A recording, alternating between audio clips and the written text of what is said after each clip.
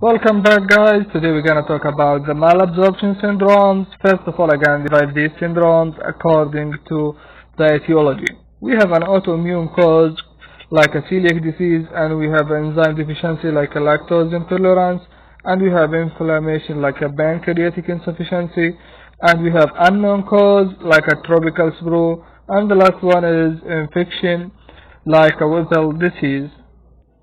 Most of these syndromes sharing same symptoms like diarrhea, steatorrhea, which is an fat in the feces, weight loss, weakness, vitamin and mineral deficiencies. We can detect the steatorrhea by Sudan stain with detecting the fat in the feces. The first one of these syndrome is the celiac disease. Celiac disease is an antibody against the gliadin, which is the main component of the gluten. Gluten found in the wheat and a lot of type of bread. We have two other names for a celiac disease. It is a celiac sprue or gluten sensitive enteropathy. So we have this malabsorption and steatorrhea associated with the HLA, which is a major histocompatibility type 2. Specifically, it is a DQ2 and DQ8. Found mainly in the northern European descent, dermatitis herpetiform, and the patient with the decreasing bone densities.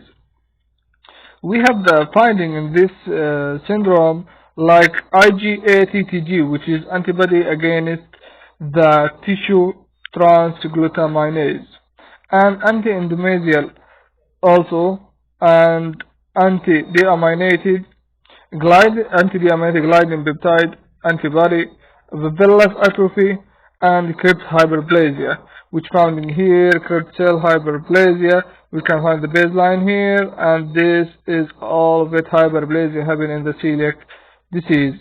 Also, we have intraepithelial lymphocytosis, which enlarges in the lymphs, duct and nodes, moderately increasing the risk of malignancy like T-cell lymphoma. Okay, because we have a villus atrophy here, the dysylosis will be positive. Always this test positive when the villus or the mucosal layer affected. So the celiac disease mainly affects the distal duodenum and the proximal jejunum. The treatment of this disease is just a diet control with a pre-gluten diet. The second syndrome we have today is the lactose intolerance, which is enzyme deficiency of the lactase enzyme. The villus is normal appearing. There is not affected here, so that means that dysylosis is negative.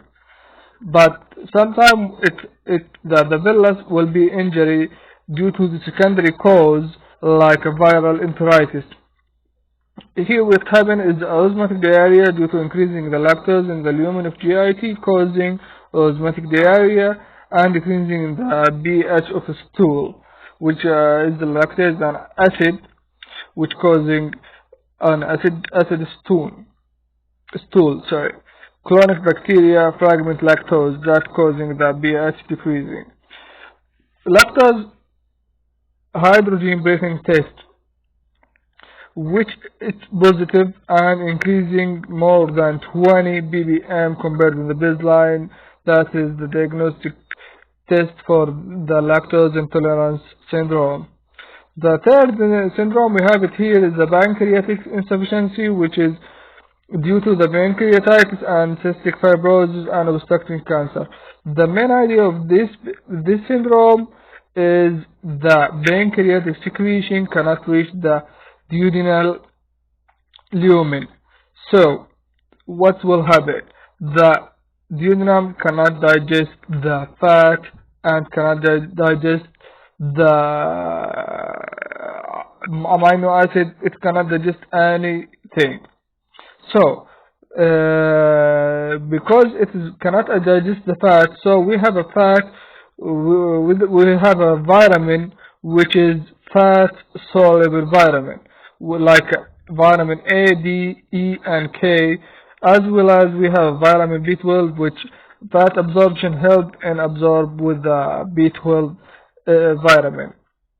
Also, decreasing in the duodenum bicarbonate, which secreted from the pancreas and the fecal elastase. The fourth syndrome we have it here, as I said, is the tropical sprue, which is unknown cause. Similar finding with like a celiac disease, but affecting the small bowel mainly, and can affect the ileum, unlike the celiac disease, which did not affect the ileum. We said it is affecting the distal duodenum and the proximal duodenum.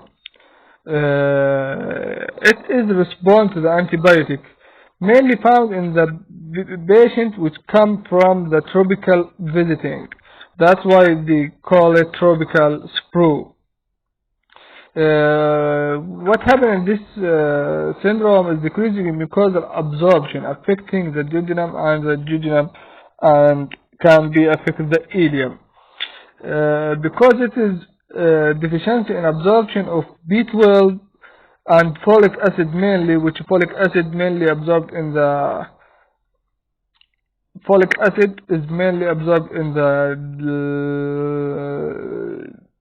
iron first bro, iron which is in the duodenum, folic acid within the duodenum, and the ileum with the B12. So the folic acid mainly absorbed in the duodenum, and the B12 also. These main two cause of the megaloblastic anemia. The last syndrome we have it here is a Weber disease, which is an infection by intracellular gram-positive, which is a bacteria called Trypanosoma wepeli, which causing a BAS positive forming microphage in intestinal lumina propria. And mesenteric node. Cardiac symptoms. The unique thing for this syndrome is a systemic feature like a cardiac symptom or neurological symptom and arthralgia. So when it is the presentation came with diarrhea and main symptom of malabsorption syndrome, like the 5 symptom, we have it like diarrhea, cysturia, weight loss, and minerals and vitamin deficiency. We have it here, and plus that we have a systemic symptom like cardiac or neurological symptoms. These strongly suggest a Weber disease. We have to check out the BAS forming macrophage test. Of course, this test will respond to the antibiotic, mainly intracellular antibiotic. For this here we have a deoxycycline and other antibiotics.